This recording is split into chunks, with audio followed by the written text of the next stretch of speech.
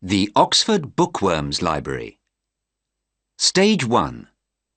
Sherlock Holmes and the Duke's Son by Sir Arthur Conan Doyle. Text adaptation by Jennifer Bassett. Read by Richard Mitchley. Chapter 1. Sherlock Holmes has a visitor.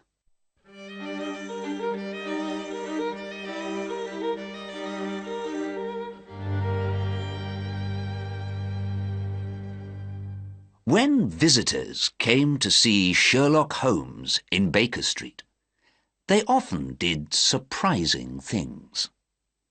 Sometimes they put their heads in their hands and cried.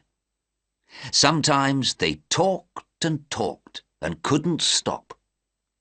And sometimes they just sat there and didn't say a word. But nobody was more surprising than Dr. Thornycroft Huxtable. He was a large man, tall, well-dressed, and important-looking. He came into the room, walked to one of the big chairs, and suddenly fell into it. He sat there, with his eyes closed, looking white and ill. I ran to get some water for him. Then I got my doctor's bag and looked at him carefully. "What is it, Watson?" said Holmes. "He's all right, I think," I said. "He's just very, very tired, and probably hungry too." Holmes looked in the man's pockets and found a train ticket from Mackleton in the north of England. "Mackleton? That's a long way," said Holmes. "It's not 12 o'clock yet, so he probably left home before 5 o'clock this morning." After a minute or two, the man began to move, and his eyes opened. A second later, he got quickly to his feet. His face was now red and unhappy. "Mr. Holmes, I am so sorry. I forgot to eat or drink anything this morning. That's why I felt ill." "When you feel better," I began. "I'm better now, thank you," said our visitor. "And I want very much to talk to Mr. Holmes, to ask him something. Please, Mr. Holmes, come back to Mackleton with me by the next train." "I'm sorry, that's not possible," said Holmes. "I'm working on two important cases, the Ferrers case and the Abergavenny case. I cannot leave London at the moment." "Important cases?" our visitor cried. "But this case is very important too. You know about the kidnapping of the son of the Duke of Holderness 3 days ago?" "What? The government minister?" "Yes, that's him. So you didn't know? It's not in the newspapers yet, that's true. But Sherlock Holmes always hears news before other people, I thought." Holmes went to get one of his books and began to read the page about the Duke of Holderness. Holderness, 6th Duke. Wife, Edith, daughter of Lord Grey. One child, Lord Arthur Saltire. Houses in London, Lancashire, and Wales. Government minister for this, for that, for the other. "Well, well," said Holmes. "He's one of the greatest men in the country."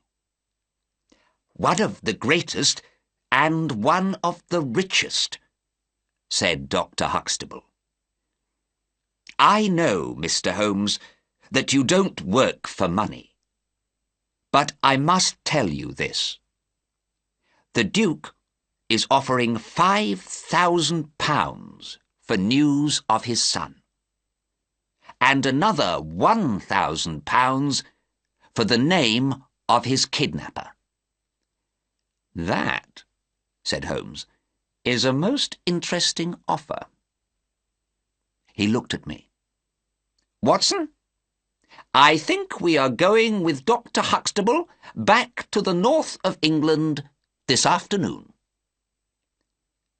Holmes then looked at Dr. Huxtable. "Now, sir, tell me everything. What happened? When did it happen? How did it happen? And why does Dr. Thornycroft Huxtable come to ask for my help 3 days later?" Our visitor drank some water and began his story. Chapter 2. Dr. Huxtable's Story.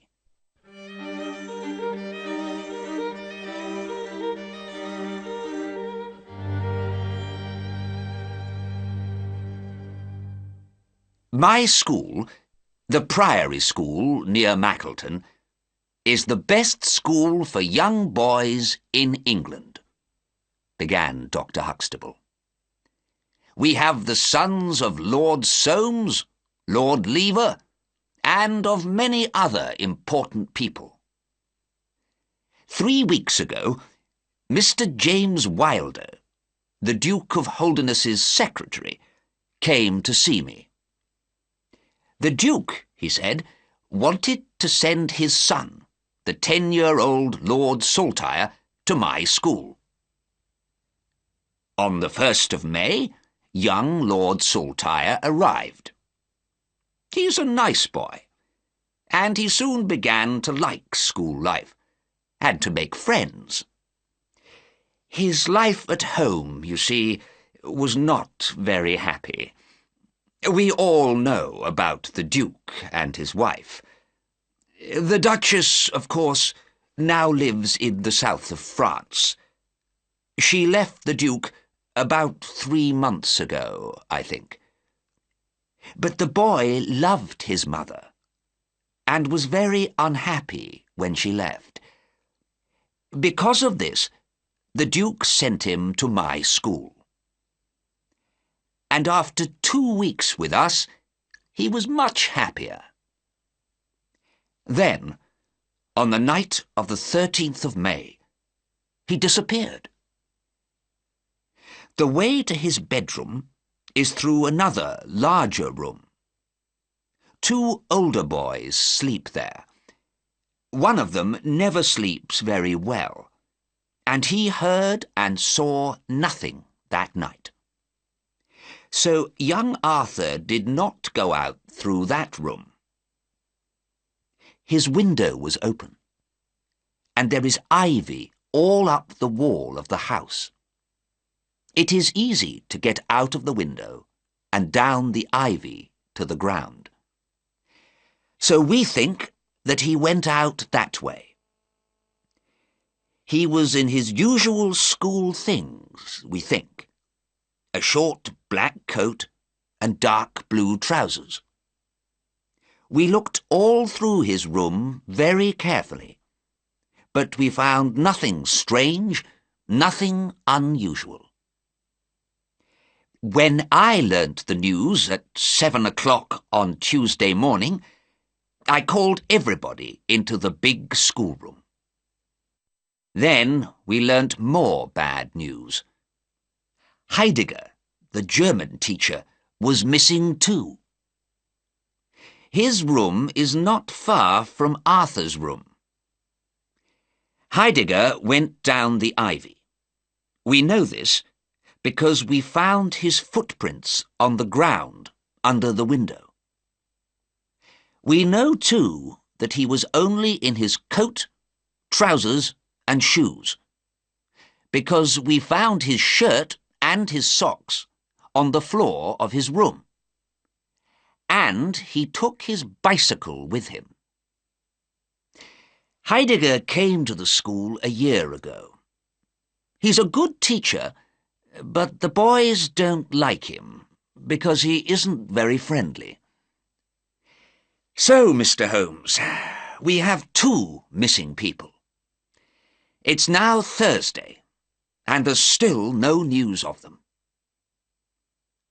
Holmes took out a little notebook and began to write things down. "The boy didn't go home, of course," he said.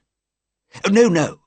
We asked at Holderness Hall at once," said Dr. Huxtable. "The Duke is very afraid for his son, and I am the unhappiest man in England. Mr. Holmes, you are a famous detective. Please help me." "You make things very difficult for me," Holmes said. "How can I find marks in the ivy or on the ground after 3 days? Why didn't you come to me at once?" "Because of the Duke," Dr. Huxtable said. "He doesn't like people talking about his unhappy family life." "And what are the police doing?" "Well, they heard about a boy and a young man at the station early on Tuesday. They looked for them, and last night they found them in Liverpool. But it was a man and his son going to visit a friend. We lost 3 days because of that. And last night I couldn't sleep. So I took the first train down to London this morning." "Well, Dr. Huxtable, some more questions," said Holmes. "Did the boy take German lessons?" "No."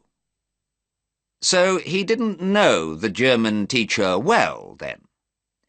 "He probably never spoke to him," said Dr. Huxtable. Said Holmes.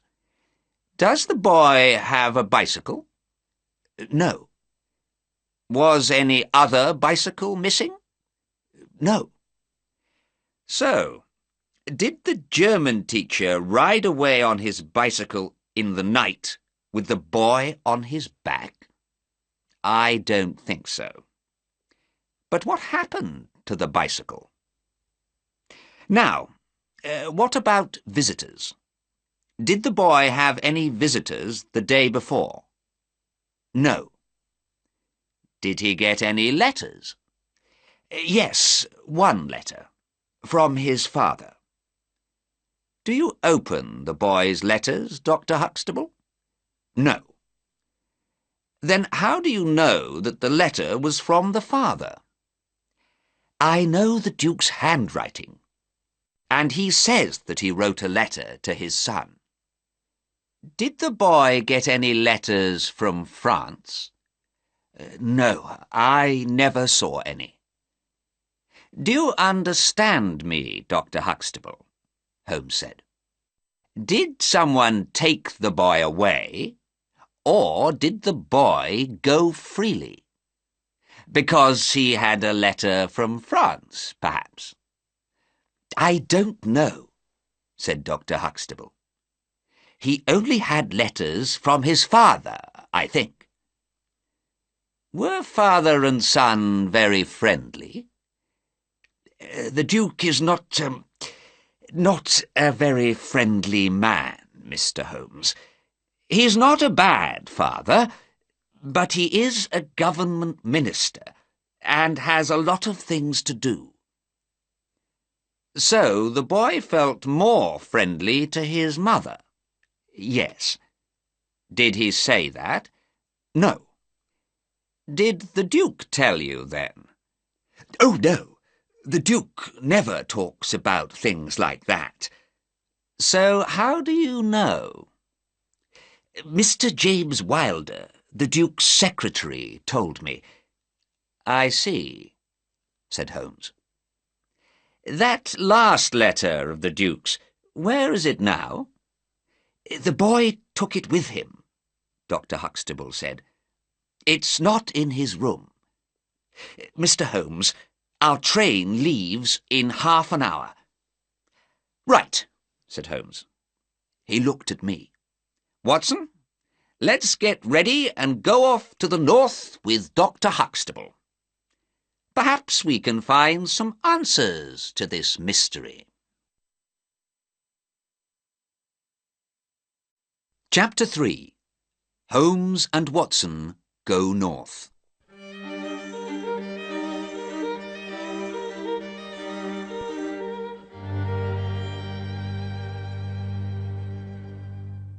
It was dark when we arrived at Dr. Huxtable's famous school in the northern hills.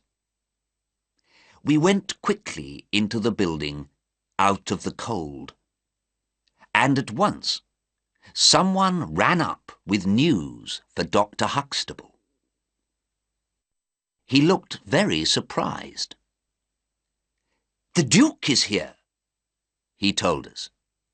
"The Duke and Mr. Wilder, his secretary, are in my office. Come and meet them."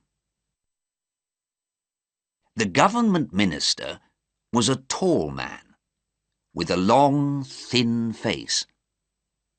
He had red hair and a great red beard. He looked at us and did not smile. Next to him stood Mr. Wilder, a very young man. He was small, with blue eyes and a watchful face. He spoke first. "The Duke is surprised, Dr. Huxtable, to see Mr. Sherlock Holmes here. He doesn't want people to know about this. You know that. So why didn't you speak to the Duke before you went to London?" "But we need help," said Dr. Huxtable, "and I—" "Well," said the Duke, "Mr. Holmes is here now, and perhaps he can help us." He looked at Holmes. "I'd like you to come and stay at Holderness Hall, Mr. Holmes." "Thank you, sir," said Holmes. "But I would like to stay near to the mystery, here at the school. Can I ask you one or two questions, perhaps?"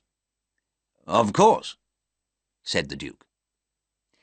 "My questions are about the Duchess and about money," said Holmes. "The Duchess knows nothing about this," said the Duke, "and nobody is asking me for money." "I see," said Holmes. "You wrote a letter to your son before he disappeared. When did you post it?" "Post it?" said Mr. Wilder angrily. "The Duke does not post letters. I put the letter into the post-bag with all the other letters that day." A minute or two later, the Duke and Mr. Wilder left. Holmes then began at once to work on the case. We looked carefully all through the boy's bedroom and the German teacher's room. We looked at the ivy on the wall, and we saw the footprints under the German teacher's window. But we learnt nothing new. Holmes then left the house, and only came back after 11 o'clock. He had with him a large map. He brought it into my room and put it on the bed. "This case is beginning to get interesting, Watson," he said. "Look at this map. Here is the school, you see, and here is the road. So, did the boy and the teacher go along the road when they left. No, Watson, they did not. How do you know that, Holmes? I asked. Because there was a policeman here. Look, he was there from midnight to 6 in the morning, and he saw nobody on the road. I spoke to him this evening. And here, at the other end, you see, is the White Horse Inn. A woman there was ill, and the family watched the road all night, waiting for the doctor. The doctor didn't come until the morning, and the family saw nobody on the road. So, the boy and the teacher did not go by road. But Holmes, what about the bicycle? I asked. Yes, Watson. We must remember the bicycle, of course. But first, let's look to the south and the north. To the south, we have a big river. No bicycles there, then. And to the north, we have the trees, called Ragged Shaw, and then a great moor, the Lower Gill Moor. And here is Holderness Hall, 16 kilometres from the school by road, but only 9 kilometres across the moor. No other houses until the Green Man Inn along the Chesterfield Road. But the bicycle, I said again. Yes, yes, Watson, Holmes said. It is possible to ride a bicycle across the moor. Difficult, but possible. Just then, Dr. Huxtable came quickly into the room. "News, Mr. Holmes," he said excitedly. "I bring news." In his hands was a blue school hat. "Look, this is the boy's hat. One of my gardeners found it this evening." "Where, man? Where?" asked Holmes. "Just north of Ragged Shaw," said Dr. Huxtable. "Aha!" said Holmes. "What did I tell you, Watson? Tomorrow we must walk north, across the moor." Chapter 4. The Body on the Moor.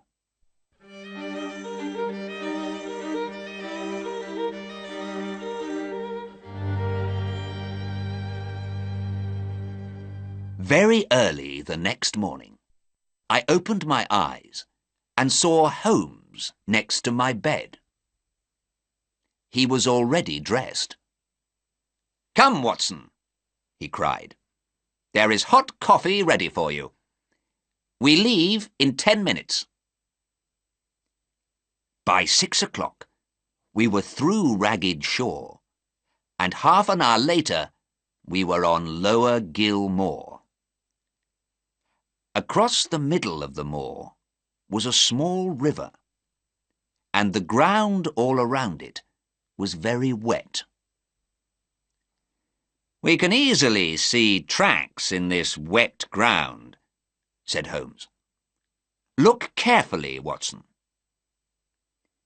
We moved slowly across the moor, looking at every centimetre of mud. We found hundreds of sheep tracks, and once some cow tracks, but no bicycle tracks. And then, at last, we found something. Not far from the little river, right across some nice black mud, was the track of a bicycle. "Hurrah!" I cried. "We have it!" But Holmes did not look happy. "It's a bicycle, yes, but not the bicycle.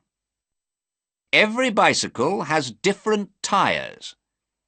I know 42 different kinds of tyre. This tyre is a Dunlop, but Heidegger's bicycle had Palmer tyres. The English teacher told me that. So this is not Heidegger. Is it the boy, then? I asked. Probably not. The boy didn't take a bicycle with him, said Holmes. He looked again at the track in the mud. This track is going away from the school. Or perhaps to the school, I said. No, my dear Watson. Look at the tracks of the two tyres. Are they the same? No, I said. One tyre makes a deeper track. And that's the back wheel, said Holmes. Because the rider, of course, sits over the back wheel. The deeper track is the one on top. So this bicycle went that way, across the moor, away from the school. But who was the rider? Where did he come from? We followed the Dunlop track back, nearly to Ragged Shore. Then we lost it in some cow tracks. Holmes sat down and thought for some minutes. "No," he said, getting up. "We must leave this question for now. Back to the mud by the river, Watson." 2 hours later, Holmes gave a happy cry. I quickly ran over to him and looked down at a long, thin track in the mud. It was the Palmer tyre. "Here is Heidegger," cried Holmes. "Let's follow him, Watson." For a kilometre or more, we followed the Palmer tyre north across the moor, losing the track, finding it again, losing it and finding it. Suddenly, the track stopped. "What happened here?" I said. "Did he fall?" Holmes looked carefully on the ground. Then he moved to some small bushes with yellow flowers on them. "Look," he said quietly. On one of the yellow flowers there was something red, the dark browny red of blood. "Bad," said Holmes. "Bad. What do I read here? Something or someone hit him. He fell. He stood up. He got onto his bicycle again and rode away. But there is no other track. Some cow tracks here, but no footprints. We must follow the blood, Watson." We soon found the bicycle, and then, behind a bush, we saw a shoe and found a body. There was blood on the man's head and face, and he was very, very dead. He had shoes on, but no socks, and we saw a nightshirt under his open coat. It was the German teacher. "Poor man," Holmes said quietly. "What shall we do, Watson? We can't lose any more time, but we must tell someone about this poor man." "Shall I run back to the school?" I said. "No, I need you with me." Holmes stood up and looked around. "Look," he said. "There's a workman over there. He can go back to the school for us." I went and got the workman, and Holmes wrote a note for Dr. Huxtable. The poor workman took one look at the body and began to run quickly down the hill to Ragged Shaw. "Now," said Holmes, "before we go on, let's think carefully for a minute. What do we know so far? First, the boy left freely. He was dressed. He did not leave suddenly. He wanted to go. Perhaps with someone, perhaps not. But the German teacher left without his socks and without his shirt. So he left very suddenly." "That's right," I said. "And why did Heidegger go?" "Because from his bedroom window he saw the boy. Because he wanted to follow him and bring him back. So far, so good.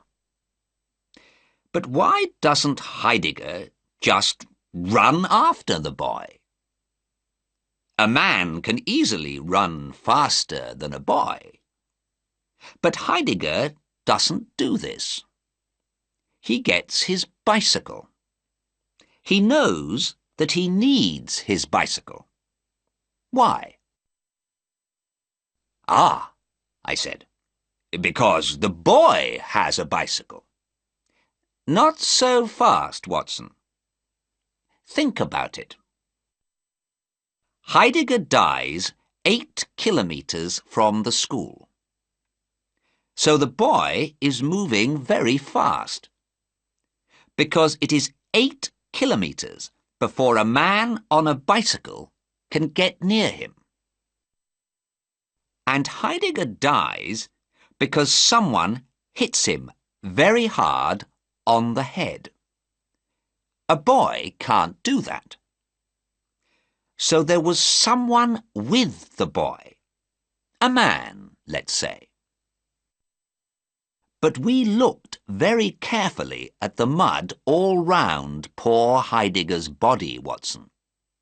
And what did we find? Some cow tracks, but nothing more. No footprints from people. No bicycle tracks. "Holmes," I cried, "this is not possible." "Very good, Watson," he said. "It's not possible. So something is wrong with my thinking. What can it be?" "Perhaps," I said, "Heidegger broke his head in a fall." "In mud, Watson?" "Oh, I don't know. I just don't know." Come, Watson," said Holmes. "Every mystery has an answer. But for now, the Palmer tyre can tell us nothing more.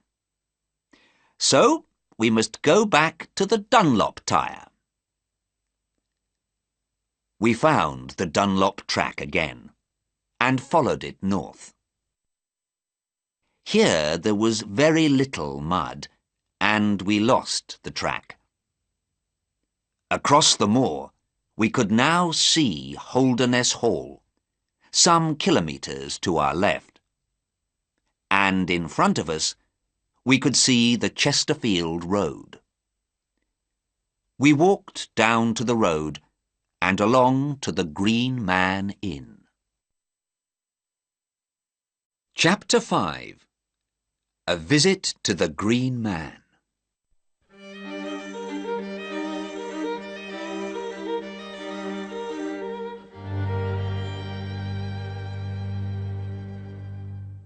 When we were near the inn, Holmes suddenly cried out, "Ah!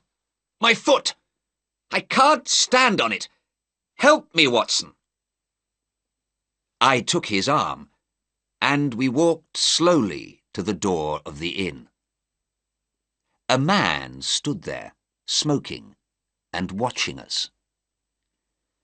"How are you, Mr. Reuben Hayes?" said Holmes. "Who are you, and how do you know my name?" said the man. He looked very unfriendly. Because it's on the door of the inn, over your head, said Holmes. But can you help me, Mr. Hayes? No, I can't. But I need help.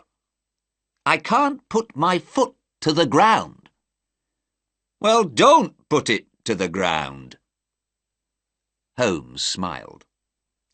Look, he said, it's very important, and I can offer you £1 for the use of a bicycle. Where do you want to go? Asked Mr. Hayes. To Holderness Hall. Oh, friends of the Duke, are you? Mr. Hayes laughed, looking at our muddy shoes and trousers. Holmes laughed too. Well, we are bringing him news of his lost son, he said. The boy is in Liverpool. Mr. Hayes's face went white, then red. Oh, he said carefully. That's good news.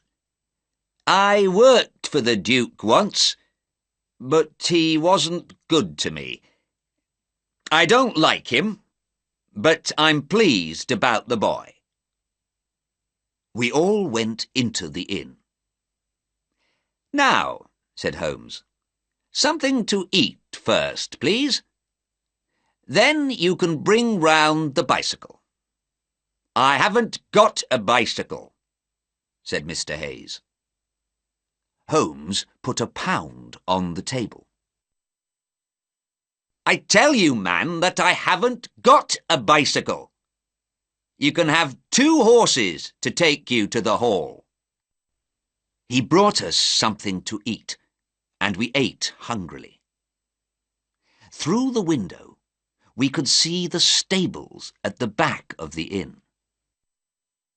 Once Holmes got up and walked round the room, then stood looking out of the window at the stables. Surprisingly, his foot was now very much better. Suddenly he laughed and looked at me. I've got it, he cried. Yes, of course, that's it. Watson, did you see any cow tracks today? Yes, I said. Lots of them. Everywhere. And how many cows did you see on the moor? I don't remember any, I said. Isn't that strange, Watson? Lots of cow tracks, but no cows? And do you remember those tracks, Watson? He took out his notebook. There were tracks like this, and sometimes like this, and sometimes like this. Do you remember that, Watson? No, I don't, I said. What does it mean, Holmes? It means that it's a very strange cow, Watson. Cows don't move like that. Now, let's go quietly out and have a look round these stables. There were 2 tired-looking horses in the stables. Holmes looked carefully at one of the horse's feet and laughed. Look, Watson, old shoes, but new nails. Oh, this case gets more interesting every minute.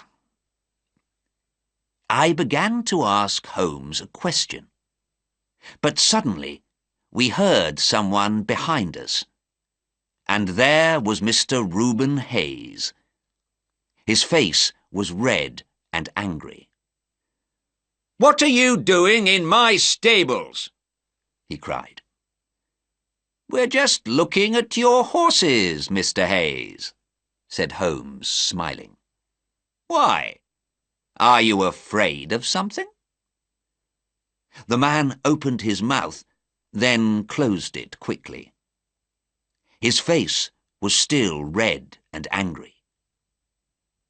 Holmes did not give him time to speak. "I think your horses are tired, Mr. Hayes. We can walk to the hall. It's not far."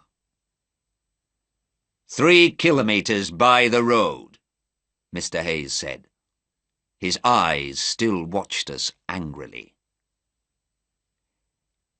It was nearly dark when we left. We walked along the road for about 100 meters. Then Holmes took my arm. "Quick, Watson. Off the road and up the hill. Then we can come down the hill at the back of the inn." We ran up the hill. "This man Hayes," I said. "He knows all about the kidnapping. Is that right, Holmes?" "Of course it is," he said. "We can learn a lot more from Mr. Hayes. Ah, who's this? Watson, get down." There was a bicycle on the road. It came past us very quickly, and we saw the rider, Mr. James Wilder, the Duke's secretary. His face was white and afraid. "Quick, Watson," said Holmes. "We must watch him." We ran down the hill and stopped when we could see the back door of the inn. Wilder's bicycle was by the wall near the door. For 5 minutes, nothing happened. Then a man on a horse rode quickly out of the stables and disappeared down the road. "What do you think of that, Watson?" said Holmes. "Somebody's running away." "Yes, but not James Wilder, because there he is at the door." We could see Wilder in the light from the door. He stood there looking out. And 10 minutes later, another man came down the road and went into the inn. Then a light came on in a room upstairs. "Come, Watson, we must get nearer," Holmes said. We went down the hill and walked very quietly to the back door of the inn. The bicycle was still by the wall. Holmes looked at the wheel and laughed quietly. "A Dunlop tyre, Watson. Now, I must look through that upstairs window. So I need your back, Watson." Holmes stood on my back, but only for a second, and then he was down again. "Come, my friend," he said. "It's a long walk to the school, so let's start at once. I can give you all the answers to this mystery tomorrow." It was a long, cold, muddy walk back to the school. I went to bed at once. But Holmes went out again, to Mackleton, I think. I was very tired, and slept all night like a dead man. Chapter 6. Sherlock Holmes talks to the Duke.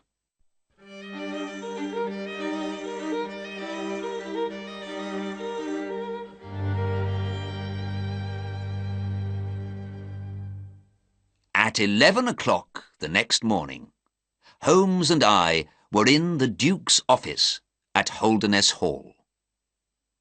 Mr. Wilder came to speak to us. "The Duke can see no one today," he said to Holmes. Holmes looked at him coldly. "The Duke can see me," he said. "Please tell him that I am here."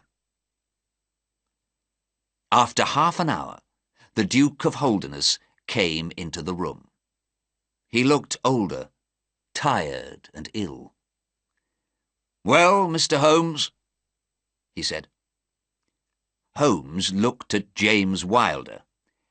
"I can speak more freely without your secretary here, sir."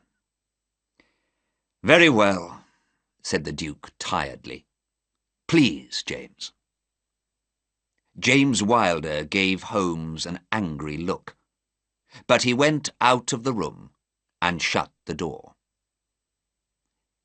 Holmes looked at the Duke. "You are offering, I hear, £5,000 for news of your son." "True. And another £1,000 for the name of the kidnapper." "True." My friend smiled. "I see your cheque-book on the table, sir. I would like to have your cheque for £6,000. "Mr. Sherlock Holmes," the Duke said angrily, "what is this about? Do you have news of my son or not?" "Oh, yes," said Holmes. The Duke's eyes never left Holmes's face. "Where is my son?" he said quietly. "He is, or was last night, at the Green Man Inn, 3 kilometres along the road to Chesterfield." The Duke fell back in his chair. "And the name of the kidnapper?" Sherlock Holmes's answer was a very surprising one. "You," he said. "And now, sir, your cheque, please." The Duke stood up, his face white and angry. Then he sat down again and put his face in his hands. It was some minutes before he spoke. "How much do you know?" he asked. "I saw you with him last night," said Holmes. "And how many people know about this?" "Only I and my friend here, Dr. Watson." The Duke took out a pen, opened his cheque-book, and began to write. "When I made this offer, I didn't know—" He stopped, then began again. "Are you and your friend going to talk about this, Mr. Holmes?" "I don't understand you, sir," said Holmes. "I mean, nobody needs to know about this little family mystery. Just you and your friend Watson. Look, here is my cheque for £12,000. Holmes gave him a cold little smile. "I'm sorry, sir. There is a dead man in this case, you remember?" "But that wasn't James!" cried the Duke. "He knew nothing about it. He was very, very unhappy when he heard about the killing." "Murder," said Holmes. "But James wasn't there. And when he heard about it, he came to me at once and told me everything. Oh, Mr. Holmes, you must help him. You must. He is not the murderer. The murderer ran away last night." Holmes smiled again. "I have a little more news for you, sir. The police met Mr. Reuben Hayes last night at Chesterfield Station. Mr. Hayes is not running anywhere for a very long time." The Duke looked at Holmes with an open mouth. You know everything," he said. "But I am pleased to hear about Hayes. He was always a bad man." And that news can only help James." "James? Your secretary?" said Holmes. "No, sir. My son. James Wilder is my son." Chapter 7. The Duke's Son.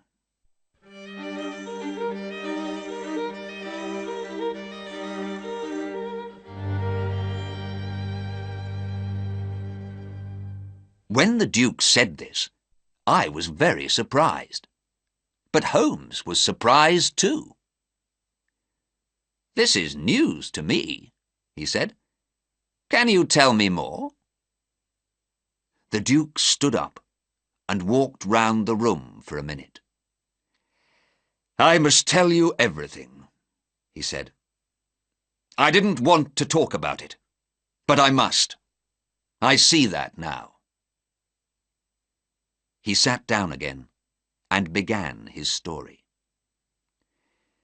"When I was a young man, Mr. Holmes, I was in love.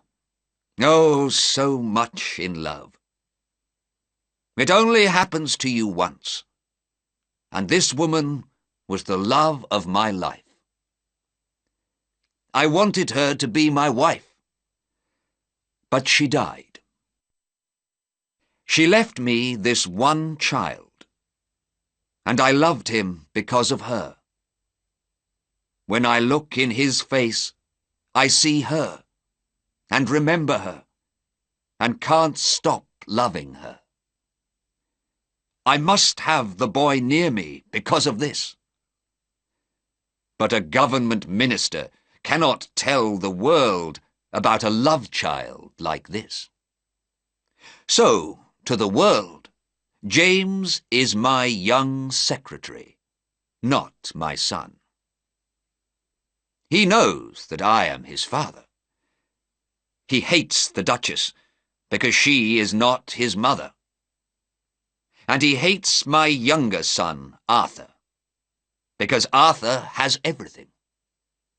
Arthur has a name, a famous father, houses, money, everything.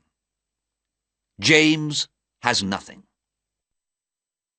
Well, he has some money, of course, but he is just Mr. James Wilder, and he wants to be the Duke of Holderness one day.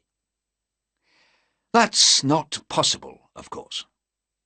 But James can't understand that.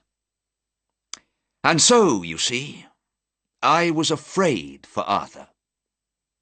And that's why I sent him to Dr. Huxtable's school.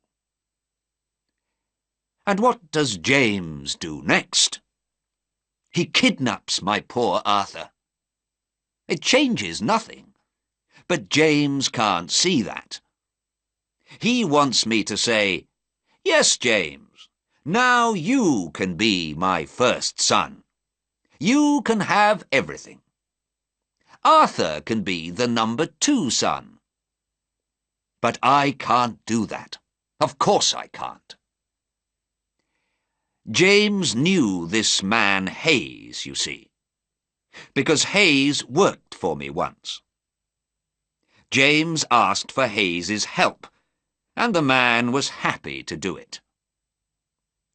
You remember my letter to Arthur on that last day? Well, James opened the letter and put in a note from him. That evening, he cycled across the moor and met Arthur in Ragged Shaw. He talked about the Duchess, Arthur's mother. "She wants to see you," he told Arthur. "She's waiting on the moor. Come back at midnight, and a man with a horse can take you to her." Of course, poor Arthur wanted to see his mother, so he came. Hayes was there with 2 horses, and they rode across the moor. But the German teacher followed them, and Hayes killed him. Hayes then took Arthur to the Green Man. Well, Mr. Holmes, I knew nothing about any of this until the murder. James is a bad boy, but he does not murder people. When he heard the news, he came to me at once, crying. What could I do?